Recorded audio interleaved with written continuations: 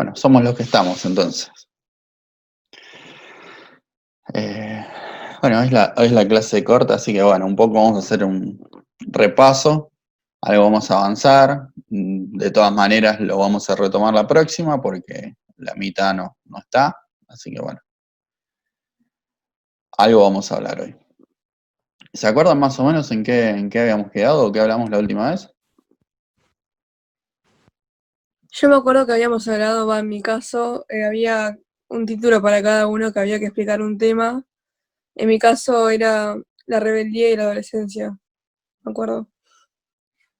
Sí, eran representaciones de los adolescentes desde una mirada adulta. Exactamente. De una mirada adulta y además desde una mirada negativizada sobre la adolescencia. De hecho, la misma autora la presenta como tal.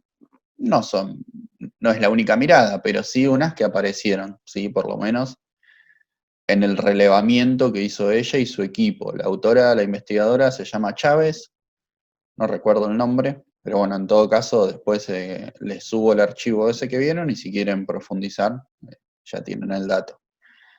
Pero bueno, en todo caso, presenta una serie de representaciones de la adolescencia desde un lugar negativo. En todo caso, los problemas, en todo caso, el adolescente vendría a ser como una especie de problema. Sea que hay que ayudarlo, y básicamente siempre habría que intervenir en la adolescencia. Con lo cual, algo de cierto hay, entiendo, y otro no tanto. Algunos de ustedes, digo, me baso en lo que algunos de ustedes decían, bueno, sí, somos adolescentes, está bien que nos guíen porque hay muchas cosas que no sabemos, sí, es cierto.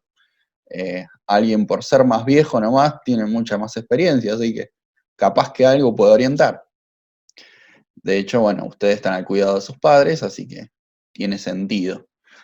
Por otro lado, hay cosas que sí pueden hacer, ¿sí? Así que bueno, un poquito la propuesta del colegio en general, de la programación de estudio y demás sobre ver lo adolescente es desde el psicoanálisis, que es la orientación que se ajusta un poquito mejor, entiendo, es proponer la adolescencia como una etapa, ¿sí? En la cual hay cuestiones hay crisis, sí, hay cambios, pero también hay creatividad, ¿sí? Tiene que haber un equilibrio entre ambas partes.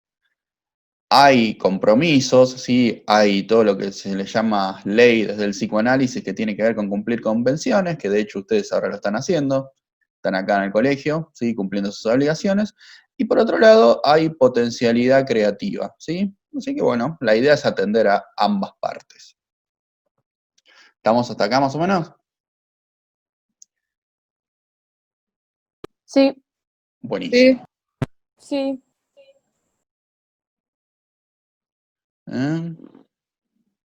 Esperen que saco una foto de esto.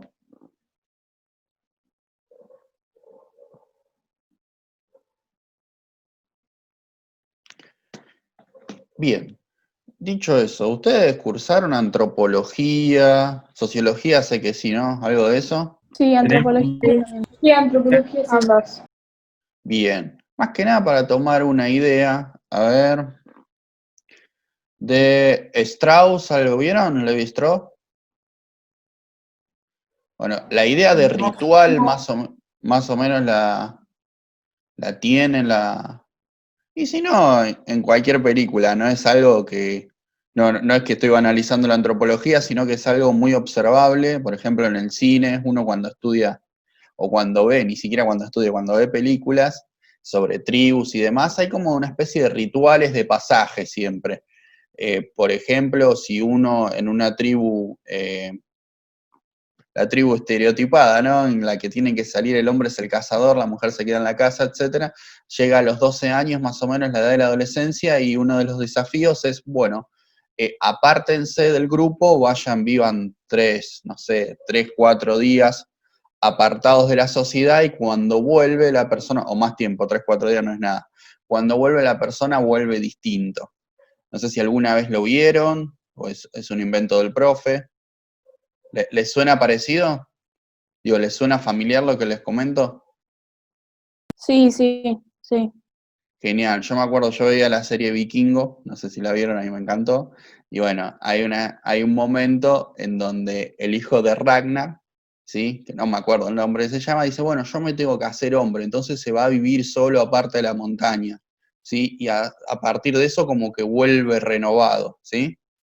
Bueno, esta idea de pasaje, ¿sí? De rituales, ¿sí? De situaciones de cambio, tienen que ver, ¿sí? Con la adolescencia y tiene que ver, digo, en el sentido de que se encuentran en muchas tribus, ¿sí? En muchas, nosotros somos una gran tribu ahora, rituales que marcan ese cambio, ¿sí?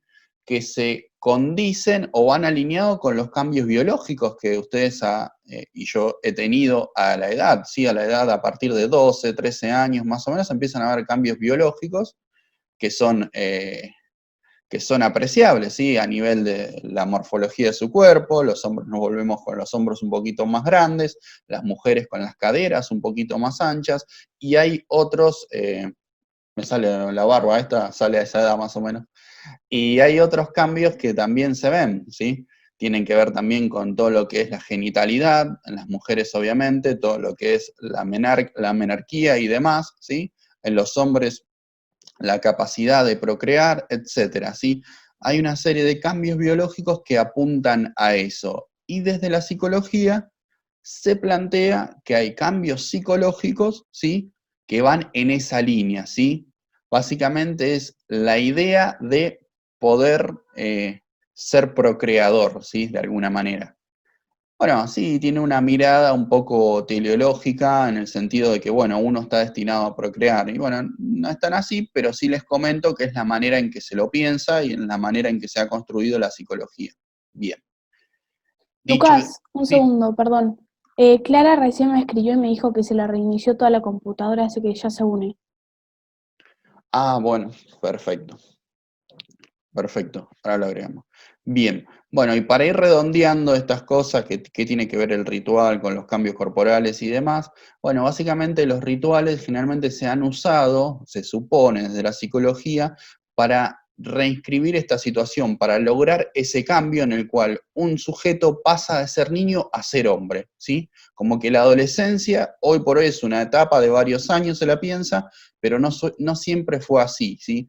Y en todo caso, sí se la pensó como transición. A veces esa transición era solamente con un ritual, de irse, por ejemplo, en el ejemplo que le he dado de la novela, de irse un tiempo a la montaña, ahí transcurría su periodo de crisis de adolescencia, de llegar a ser hombre, ¿sí? La representación de transición, y volvía ya hecho un hombre.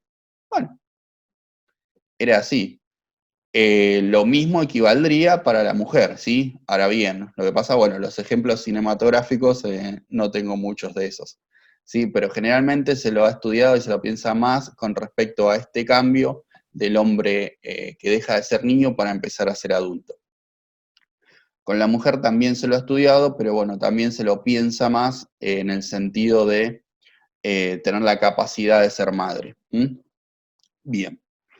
Sin meternos muchos en esa problemática, quiero que se entienda que básicamente lo que trae la adolescencia es la capacidad de ser padre o madre, la capacidad de procrear, la capacidad de construir un futuro, que eso más o menos estábamos todos de acuerdo, ¿no?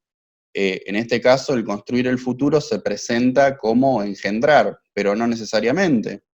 La otra vez hablábamos como tener futuro, por ejemplo, de carrera, de vocación, ¿sí? ¿Algún otro ejemplo como para sumar a lo que dice el profe, así de proyectarse hacia el futuro?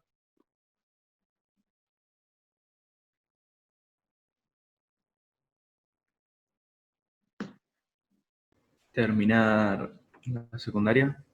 Sí, exactamente. Ah, ahí me pasaron el dato, Bior. Gracias, Jerónimo.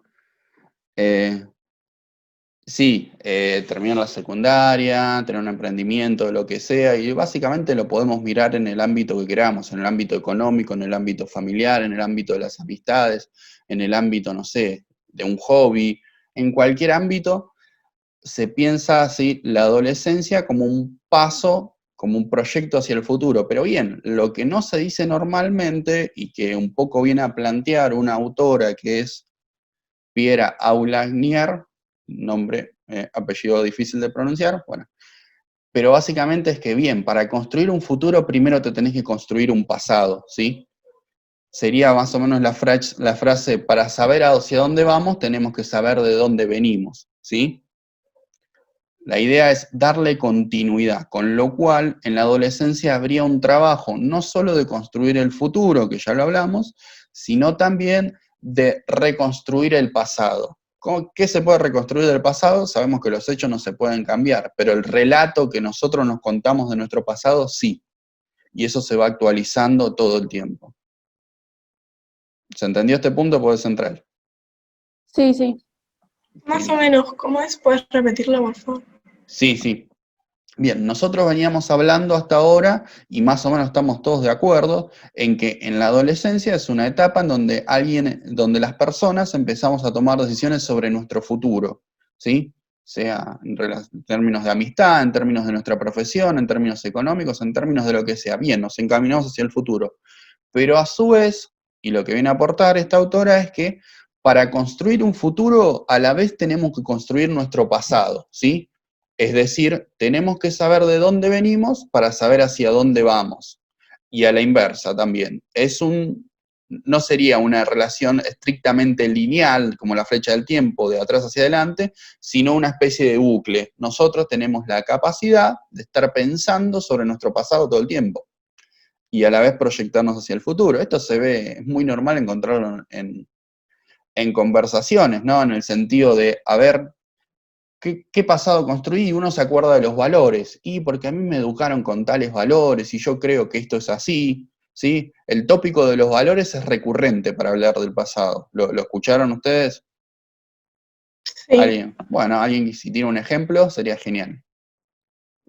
Y cuando te educan y cuando estás hablando con tus amigos y tenés distintas visiones y decís, no, porque a mí me educaron con esto y él está actuando de esta forma porque sus valores son distintos. Eso con una compañera, con Miranda, todo el tiempo a veces hablamos de eso. Exactamente, ¿sí? A eso nos referimos. El tema de los valores es un ejemplo, puede haber mucho más, pero en general recurrimos a cuestiones abstractas, como son los valores, abstractas, bueno, me cuesta. Y también otro indicador es que nos empezamos a interesar por nuestro pasado, no solo el inmediato, la familia, sino un poquito la familia en términos de padre y madre, lo más cercano, ¿no? El núcleo familiar. Sino que también, bueno, a ver, ¿cuál es la historia del abuelo? ¿Cuál es la historia de la abuela? Bien, ¿desde dónde viene? Y por ahí empezamos a construir un poquito de relación, más relaciones con nuestros familiares más lejanos, ¿sí? En el sentido de tratar de averiguar nuestra historia. Pues ustedes pueden decir, no, yo con mi abuelo tengo relación desde siempre, desde que tengo memoria. Sí, genial. Pero la incertidumbre sobre de dónde venimos empieza un poquito más a esta edad. ¿Por qué se observa eso? Bueno, porque se supone que tanto para construir nuestro pasado como nuestro futuro hay un proceso de independización, por decirlo de alguna manera, de autonomía es la palabra. O usan la metáfora del autor, pero tiene que ver con, bueno, el adolescente empieza a pensarse como un sujeto responsable que es autónomo, ¿sí? Que se arregla a sí mismo. Empieza a pensarse. Esto tiene también su correlato, ¿se acuerdan cuando veíamos las clases anteriores con Piaget? La idea de que a la edad más o menos de 12 años, por ahí tenemos la capacidad de llegar a las operaciones formales. Y las operaciones formales se tratan de abstraernos de la situación, ¿sí? Con lo cual podemos pensarnos nosotros independientes en cualquier situación. Cuando yo les hablaba el otro día del dilema de Haynes, los niños, por ejemplo, no tenían esta capacidad, sino que estaban centrados en sí mismos, ¿sí? Tenían una mirada egocéntrica en la cual veían las normas, ¿sí? En función de cómo los beneficiaba, los perjudicaba. Los veían en relación a sus padres, si se quieren, si al papá le perjudicaba o no. Ahora bien, cuando crecían un poquito más, lo que podían hacer era, bueno, independizarse de la situación y poder construir una relación, ¿sí? En la cual tenían la capacidad de ponerse en el lugar del otro, es decir, se abstraían de la situación. Hasta acá, ¿vamos? O los mareé un poco.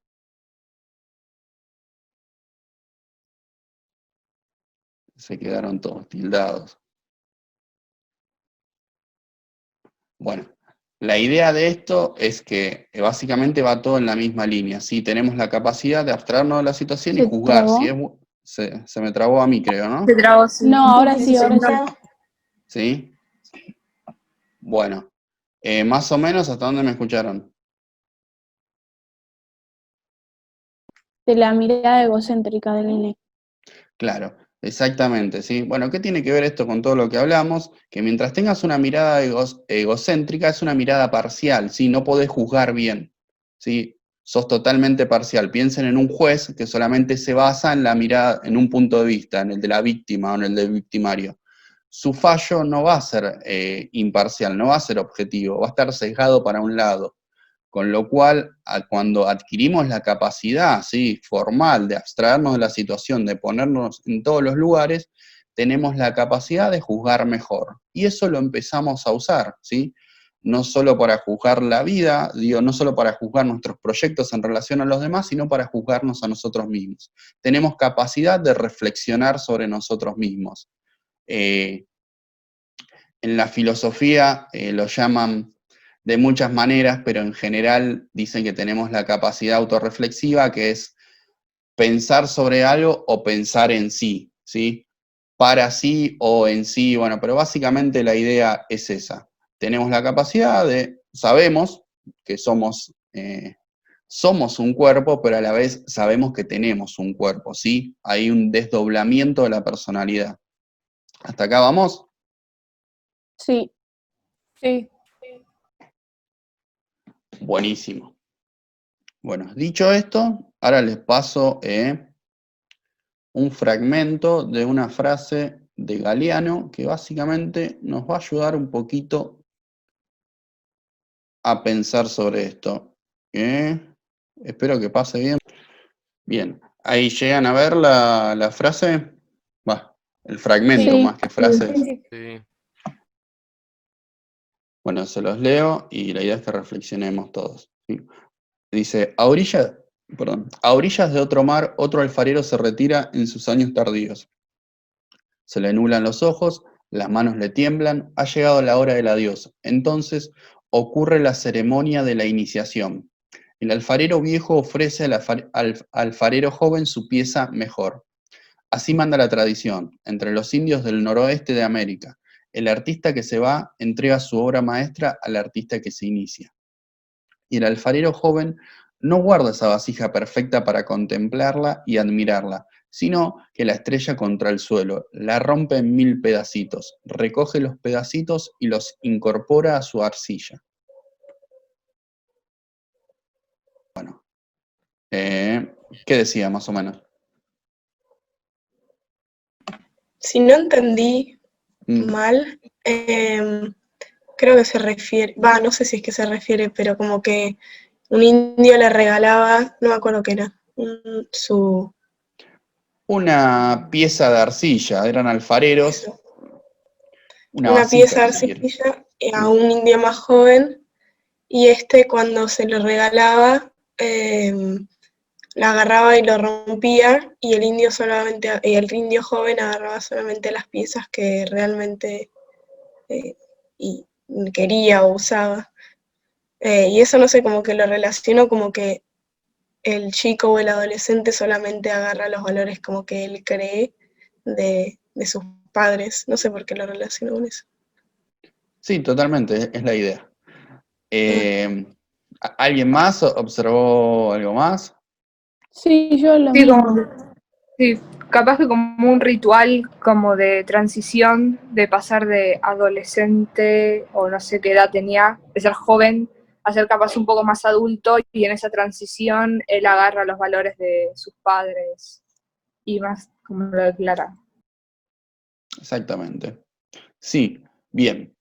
La pregunta me podrían hacer, bueno, Lucas, pero me traen algo de Galeano, ¿para qué? Porque suena muy lindo, pero ¿qué tiene que ver? Bueno, la idea es poder ilustrar estos rituales, ¿sí? Que yo les contaba antes de una película. Bueno, acá Galeano lo presenta un poquito más lindo suena, pero básicamente es la misma idea y con más precisión lo presenta.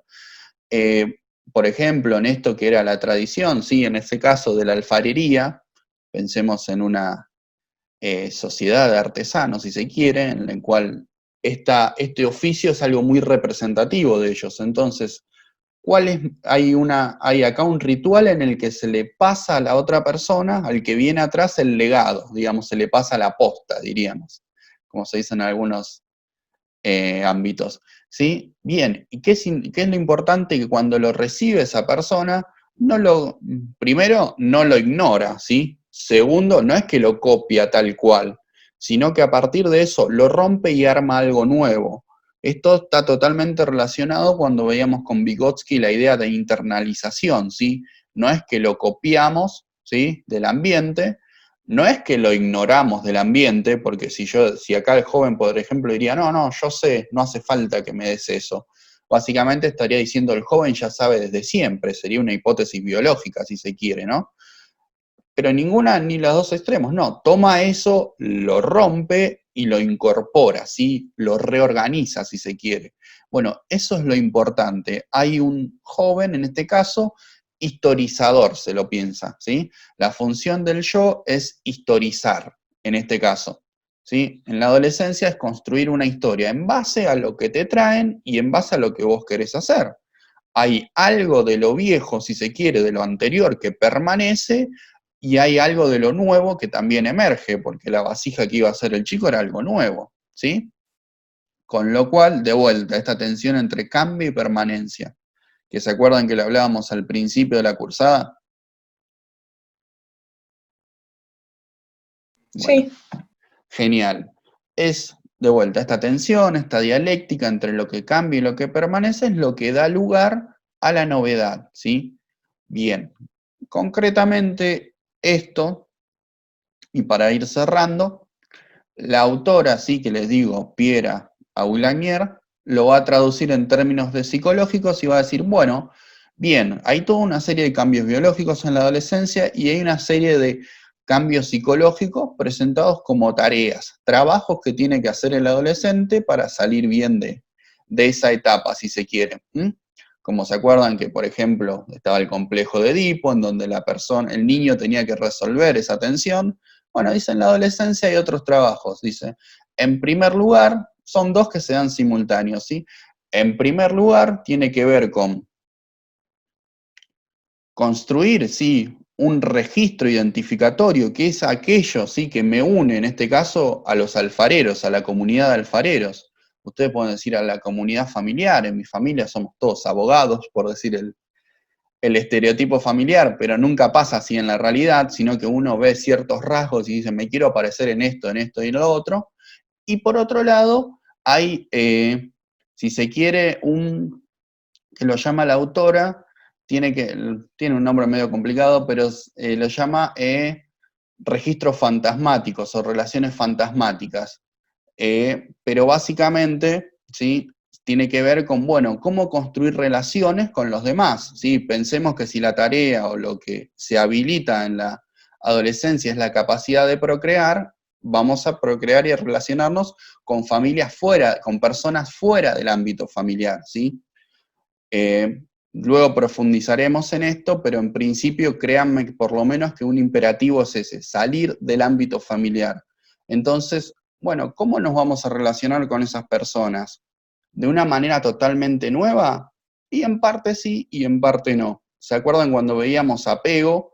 Decíamos que había distintos tipos de relacionar, distintos modos de relación, algunas más seguras, otras más inseguras, y que esos se iban a trasladar o iban a mantenerse a lo largo de la vida. Bueno, básicamente a esto se refieren, ¿sí? Hay modos de relacionarnos que se van a mantener, con lo cual va a haber cosas que van a permanecer y va a haber cuestiones totalmente novedosas. Pero en principio es siempre esta tensión entre buscar, ¿sí? Aquello que nos hace o que nos relaciona con el pasado y a su vez construir relaciones hacia el futuro, ¿sí? Creo que hasta acá más o menos, hoy estamos. ¿Alguna duda, algo? Por mí No. no. no. No, No. Buenísimo. Genial. Bueno, vamos a seguir. Tampoco no quiero avanzar mucho más con lo que sigue, porque como estamos la mitad. Lucas, una Sí, pregunta rápida. Era decime. construir un registro y me falta la palabra, era el primer registro.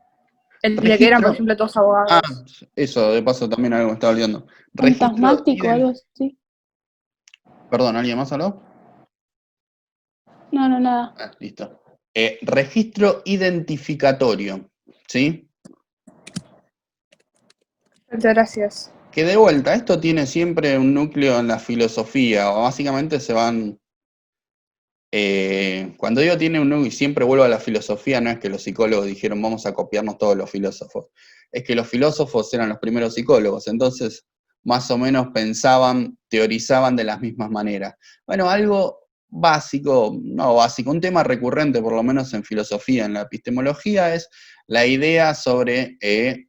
o por lo menos ubicar la identificación, principio de identidad, ¿sí? Y la elección de algo, la elección de un objeto, ¿sí? En filosofía se expresa como ser versus tener, ¿sí?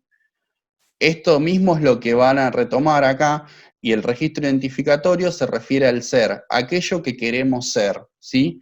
Y por otro lado, las relaciones fantasmáticas, ¿sí? O las relaciones con los otros, si se quiere, para decirlo más fácil, se refiere a aquello que vamos a tener, ¿sí? Ustedes pueden decir, bueno, pero los otros son una cosa que los tenés.